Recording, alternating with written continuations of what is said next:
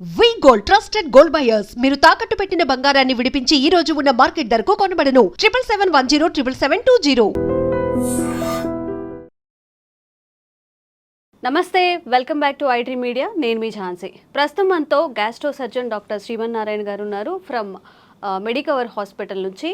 Farting ఈ word మనం రెగ్యులర్గా వింటూనే ఉన్నాము. అంటే తెలుగులో గ్యాస్ ఫామ్ అవ్వడం, నలుగురిలో ఉన్నప్పుడు ఫర్ట్ చేసినప్పుడు స్మెల్ వస్తుందని కానివ్వండి, ఫుడ్ డైజెషన్ అవ్వనప్పుడు కానీ, మోషన్ ఫ్రీగా అవ్వనప్పుడు, అందరిలో కూర్చున్నప్పుడు నలుగురిలో కూర్చున్నప్పుడు ఫర్ట్ చేస్తే అందరు నవ్వుతారు, అలానే ఆపుకోవడం, ఇంకా గ్యాస్ట్రిక్ సమస్యలను పెంచుకోవడం, ఇలాంటివన్నీ జరుగుతాయి. అసలు ఒక గట్ హెల్త్ అని కూడా ఇప్పుడు అంటున్నారు. కాబట్టి మనం ఎలాంటి ఫుడ్ తీసుకోవాలి, ఎలాంటి ఫుడ్ తీసుకున్నప్పుడు ఈ ఫర్టింగ్ సమస్యలు అనేవి వస్తాయి, ఈరోజు డిస్కస్ చేద్దాము.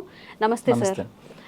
సార్, జనరల్గా ఒక క్వశ్చన్ తీసుకోవడానికి కూడా అంటే ఇబ్బందిగా ఫీల్ అవుతూ ఉంటాము, తెలుగులో కానీ ఇంగ్లీష్లో కానీ. మరి నలుగురిలో ఉన్నప్పుడు ఇట్లా బాంబులు వేస్తున్నారు అంటారు, కొంతమంది సౌండ్తో చేస్తుంటారు, కొంతమంది సైలెంట్గా పబ్లిక్లో ఉన్నప్పుడు బాధపడుతూ ఉంటారు. ప్రధాన కారణం ఏంటి ఈ గ్యాస్ట్రిక్ ఫామ్ అవ్వడానికి, ఇలా బ్యాడ్ స్మెల్తో ఇట్లా ఫర్ట్ చేయడానికి? యాక్చువల్లీ అండి, మన హ్యూమన్ బీయింగ్స్లో ఉన్న మెయిన్ ప్రాబ్లం ఏంటంటే మనం జనరల్గా చేయాల్సిన దాన్ని కూడా అబ్నార్మల్గా ఫీల్ అవుతాం అనమాట. లైక్ నేను చిన్నప్పుడు ఎలా ఉంటుంది అంటే, పీరియడ్స్ వచ్చింది అనుకోండి, లేడీస్ అందరూ బయట వేరే చోట హౌస్ నుంచి బయటకు వెళ్ళి పడుకోవడము, దేవుడి గదికి రాకపోవడము, అది జనరల్ ప్రాసెస్. యాక్చువల్గా యూరిన్కి ఎలా వెళ్తాము, మోషన్కి ఎలా వెళ్తాము అనేది, స్వెట్టింగ్కి ఎలా వెళ్తాము, సేమ్ అంతే. పీరియడ్స్ కూడా వెళ్ళటం అనేది కామన్. అట్లాగే ఈ ఫార్టింగ్ ఏంటి అంటే, మీరు సర్జరీ అయిపోయిన తర్వాత, సపోజ్ నేను గ్యాస్ట్రో సర్జన్, సర్జరీ అయిపోయిన తర్వాత నేను పేషెంట్ని అడిగే ఫస్ట్ క్వశ్చనే, బాబు కింద నుంచి గ్యాస్ పోతుందా అంటే. అంత ఇంపార్టెంట్ యాక్చువల్గా.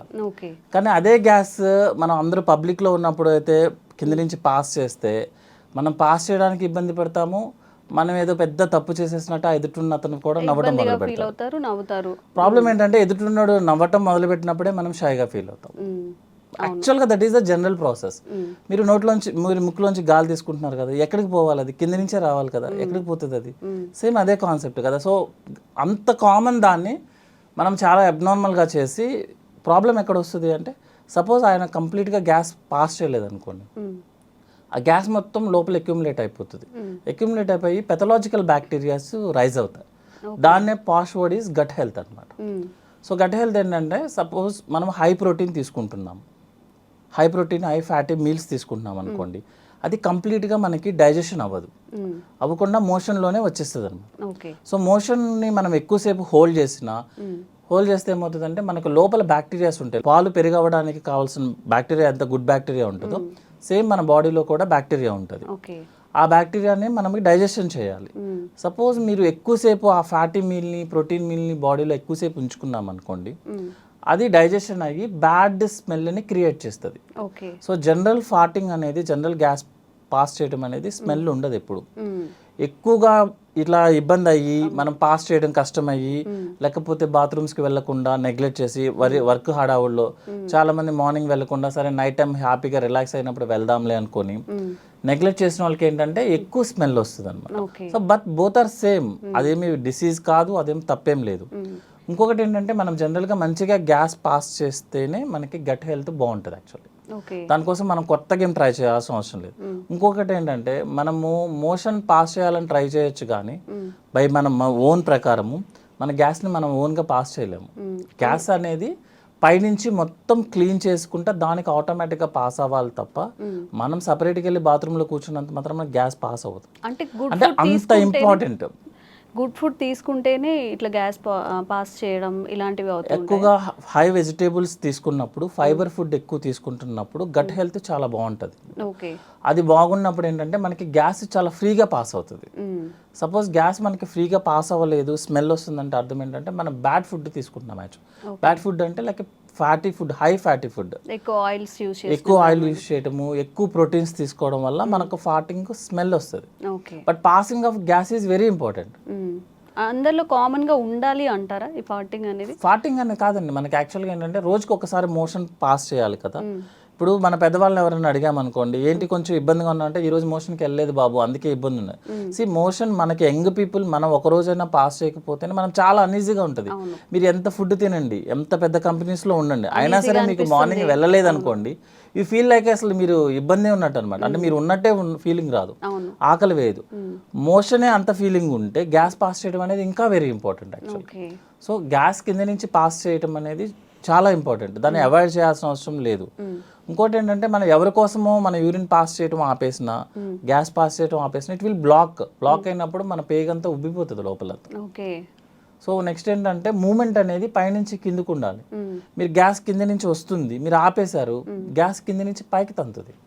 So movement will be become abnormal అయిపోతుంది అనమాట. సో అది గ్యాస్ట్రిక్ సమస్యలు వస్తాయి దాని వల్ల కూడా. ఫ్యూచర్లో ఏమవుతుంది అంటే మన పెద్ద పేగ అంతా ఉబ్బిపోతూ ఉంటుంది అనమాట గ్యాస్తో, దాని మూమెంట్స్ ఆగిపోతాయి అనమాట.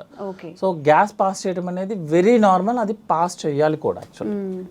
సార్ జనరల్గా ఏదైనా ఒక ఇష్యూ తీసుకున్నప్పుడు అస్సలు మోషన్ ఫ్రీగా అవ్వకపోవడం, ఫర్టింగ్ రాకపోవడం అది కూడా డేంజరస్. అండ్ అలాగే ఎక్కువగా ఫర్ట్ చేస్తూ ఉంటారు.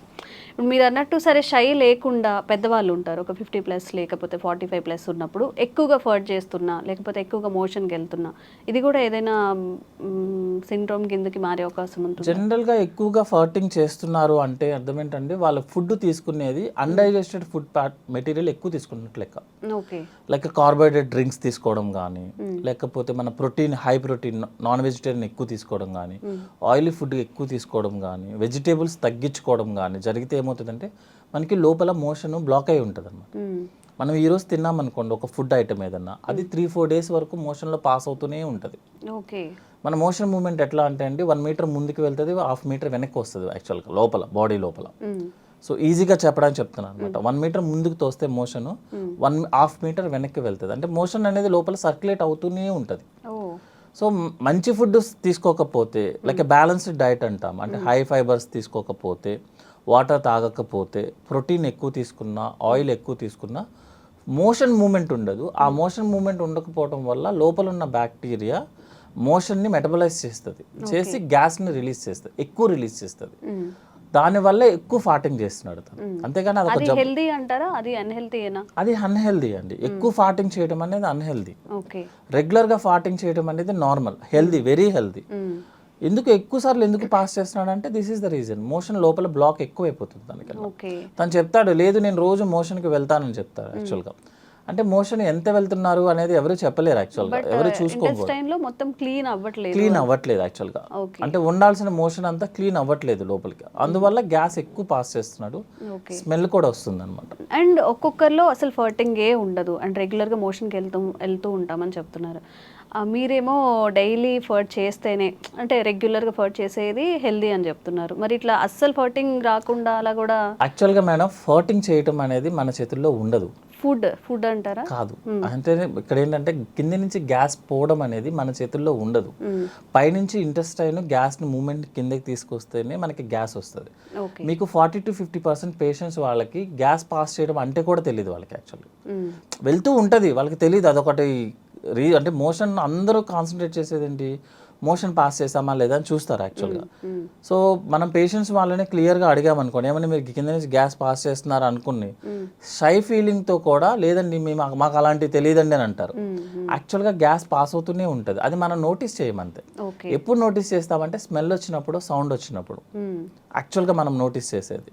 స్మెల్ ఎక్కువ వచ్చినా, సౌండ్ ఎక్కువ వచ్చినా, ఇంకొకటి చెప్పమంటారా, మోషన్ స్మెల్ ఎక్కువ వచ్చినా కూడా ప్రాబ్లం యాక్చువల్గా. జనరల్గా చూసుకుంటే 70-80% వాళ్ళకి మోషన్ అంత స్మెల్ రాదు, కొంతమందికి మరీ చాలా ఎక్కువ స్మెల్ వస్తుంది. అర్థం ఏంటంటే లోపల మోషన్ స్టక్ అవుతుంది, అంటే రెగ్యులర్గా పాస్ అవ్వాల్సిన మోషన్ పాస్ అవ్వట్లేదు అని అర్థం. 2-3 డేస్ అలా ఉండిపోవడం వల్ల ఎక్కువ స్మెల్ వస్తుంది అనమాట. సో గ్యాస్ పాస్ చేయడం అనేది హెల్దీ, కానీ ఎక్కువ ఫార్ట్ చేయడం అనేది, ఎక్కువ స్మెల్ రావడం అనేది అన్హెల్దీ. అంటే మోషన్ బ్లాక్ అవుతుంది, అంతకుమించి వేరే ప్రాబ్లం ఏం కాదు. ఓకే.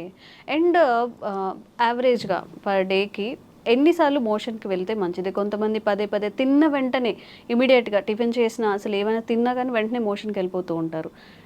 ఇది కరెక్టే అంటారు? ఇది మంచిదేనా? అసలు పర్ డేకి ఎన్నిసార్లు మోషన్ అయితే మంచిది అంటారు? జనరల్గా అండి మా దాంట్లో ఫార్ములా టైప్లో ఉంటాయి అనమాట. యాక్చువల్ డెఫినేషన్ ఆఫ్ కాన్స్టిపేషన్ అన్న వర్డ్ యూజ్ చేస్తే రోజుకి ఒకసారి లేకపోతే మినిమం 2 డేస్కి ఒకసారి, దట్ ఈస్ నార్మల్. ఓకే. అంటే వారంలో 3 times మోషన్ పాస్ చేయడం అనేది నార్మల్. ఒక్కసారి అలా కాకుండా కొంతమంది పేషెంట్స్ ఏంటంటే మోర్ దాన్ 2 days కనుక టైం తీసుకున్నా, లేకపోతే మోషన్ పాస్ చేయడానికి మోర్ దాన్ 5 minutes టైం తీసుకున్నా, దట్ ఈస్ కాన్స్టిపేషన్. అంతే తప్పించి రోజు వెళ్ళాల్సిన అవసరం లేదు. ఎవ్రీ ఆల్టర్నేట్ డే వెళ్ళినా దట్ ఈస్ నార్మల్గా మనం రెగ్యులర్గా చూసుకునే లెక్క అయితే. అట్లా కాకుండా ఎక్కువ సార్లు వెళ్తున్నాడు ఒక పేషెంట్, అతన్ని మనం హిస్టరీ అడగడం ఇంపార్టెంట్ అనమాట యాక్చువల్లీ. అంటే కొంతమందికి హ్యాబిట్ ఉంటుంది, జస్ట్ వెళ్ళి కూర్చుంటారు, ఏమి ఉండదు అనమాట. పర్సనల్ వర్క్ కోసమో ఫోన్ మాట్లాడుకోవడానికో వెళ్ళేసి కూర్చుంటారు, ఏం చేయరు అన్నట్టు. కొంతమంది డిసీజ్ ప్రాబ్లం ఉన్న వాళ్ళు ఏంటంటే IBS అంటాము, ఇరిటబుల్ బవల్ సిండ్రోమ్. వాళ్ళు ఏం చేస్తారంటే అన్నం ప్లేట్ తినంగానే ప్లేట్ అక్కడ పడేసి పరిగెత్తుతారు. చాలా మందిని చూస్తాం. అదేంటంటే మీకు చిన్నప్పుడు గుర్తుంటే పిల్లలకి పాలు పట్టంగానే మోషన్ పాస్ చేస్తారు, దాన్ని గ్యాస్ట్రోకోలిక్ రిఫ్లెక్స్ అంటారు యాక్చువల్ అనమాట. సో ఆ రిఫ్లెక్స్ మనం స్ట్రెస్లో ఉన్నా, ఎక్కువ వర్క్ టెన్షన్లో ఉన్నా, లేకపోతే సైకాట్రీ ప్రాబ్లమ్స్ ఉన్నా, ఎక్కువ వర్క్ స్ట్రెస్ అనమాట యాక్చువల్గా. దిస్ వైట్ కాలర్ ఎంప్లాయీస్ ఉంటారు కదా, కనిపించిన స్ట్రెస్ ఉంటుంది, బయటికి సూటుబూటు ఉంటాము, బట్ మైండ్ అంతా స్ట్రెస్లోనే ఉంటారు, వాళ్ళకి ఎక్కువ వస్తుంది అనమాట. వాళ్ళు ఏంటంటే ఫిజికల్ యాక్టివిటీ తక్కువ, బ్రెయిన్ యాక్టివిటీ ఎక్కువ. సో ఏమవుతుందంటే బ్రెయిన్ యాక్టివ్గా ఉన్నప్పుడు మీరు ఫుడ్ తినగానే అప్లోడ్ చేస్తున్నాము, డౌన్లోడ్ చేయాల్సిందే. సో ప్లేట్ అక్కడ పెట్టేసి పరిగెత్తుతారు, వెళ్ళేసి ఎంటీ చేసి మళ్ళీ బాత్రూమ్కి మళ్ళీ 10 minutesలో పరిగెత్తుతారు. అది IBS ప్రాబ్లం యాక్చువల్గా. ఇంకోటి ఏంటంటే వాళ్ళకి కోలికి పెయిన్ ఉంటుంది, అంటే స్టమక్లో నొప్పి ఉంటుంది యాక్చువల్గా. ఆ నొప్పి వెళ్ళి ఎంటీ చేస్తేనే ఆ నొప్పి తగ్గుతుంది. అదేంటంటే it's a mental problem type madam, physical activity లేకపోవడం వల్ల జరిగే ప్రాబ్లం ఇదంతా అనమాట. దాన్ని IBS అంటాము. యాక్చువల్గా జనరల్గా IBSకి ఏం ట్రీట్మెంట్ అంటే రీజన్ ఏంటి, స్ట్రెస్. అది తగ్గించుకుంటే ఆటోమేటిక్గా IBS తగ్గుతుంది. అది తగ్గకపోతే మీరు ఎన్ని మెడిసిన్స్ వాడండి, ఎన్ని కొలనోస్కోపీలు చేయించుకోండి, మీరు ఏమైనా చేయండి, సైకాట్రిస్ట్ దగ్గరికి వెళ్ళి ఎంత ఖర్చు పెట్టండి, మీకు ఆ ప్రాబ్లం తగ్గదు. ఎందుకంటే ప్రాబ్లం వచ్చింది దేనివల్ల, మెంటల్ యాక్టివిటీ, స్ట్రెస్ ఎక్కువ అవడం వల్ల. మీరు అది తగ్గించుకోకపోతే ఈ ప్రాబ్లం తగ్గదు. మీరు చాలా మంది చెప్తారు ఇన్ని కొలనోస్కోపీలు చేసాం సార్ ఏమీ కనిపించలేదంటే, ఏమీ కనిపించదు. దానివల్ల కొన్ని కండిషన్స్ ఉంటాయండి యాక్చువల్గా. టెస్టుల్లో ఏవి కనిపించకపోతేనే దాన్ని ఆ ప్రాబ్లం అంటారు. మీకు టెస్టులన్నీ నార్మల్ వస్తాయి కానీ పేషెంట్కి IBS. అదే IBS అంటే ఏంటంటే టెస్టులన్నీ నార్మల్ వస్తే పేషెంట్ కంప్లైంట్ చెప్తాడు, that is irritable bowel problem. Okay. And ఇప్పుడు మన గట్లో అలా మీరు అన్న 2-3 days స్టోర్ అవ్వకుండా ఏ రోజుకి ఆ రోజు మోషన్ పాస్ అవ్వాలి అంటే అట్లీస్ట్ ఫుడ్లో కానీ వాటర్లో కానీ ఎలాంటి చేంజెస్ చేసుకుంటే? జనరల్గా 3 to 4 liters వాటర్ తీసుకోవాలండి. 30 minutes వాకింగ్ చేయాలి యాక్చువల్గా, ఫిజికల్ యాక్టివిటీ చేయాలి వాకింగ్ లాగా. వాకింగ్ అంటే ఫోన్ పట్టుకొని కాదు, మనం వాకింగ్ చేసుకుంటే బెటర్, పీస్ఫుల్గా అన్ని ఫీల్ అవుతూ నడుస్తున్నామని అని ఒకే పేస్లో చేసుకుంటా వాకింగ్ చేయాలి. చాలా మంది ఏం చేస్తారంటే 10 minutes చేసి 10 minutes రిలాక్స్ అయ్యి 10 minutes అట్లా కాదు, కంటిన్యూస్ 30 minutes వాకింగ్ చేయాలి, 3 to 4 liters వాటర్ తీసుకోవాలి. నెక్స్ట్ ఏంటంటే మన బ్యాలెన్స్డ్ డైట్ అంటాము, అంటే 60% కార్బోహైడ్రేట్స్ ఉండాలి, 20% ఫ్యాట్ ఉండాలి, 20% ప్రోటీన్ ఉండాలి. కార్బోహైడ్రేట్స్లో మోర్ ఏంటంటే వెజిటేబుల్స్ ఉండాలి యాక్చువల్గా, more fibre diet, you will pass by motion normally. ఫాటింగ్ కూడా రెగ్యులర్గా ఫాట్ అయిపోతూ ఉంటుంది, స్మెల్ ఉండదు, ఏమి ఇబ్బంది ఏం రాదు. Okay sir, thank you.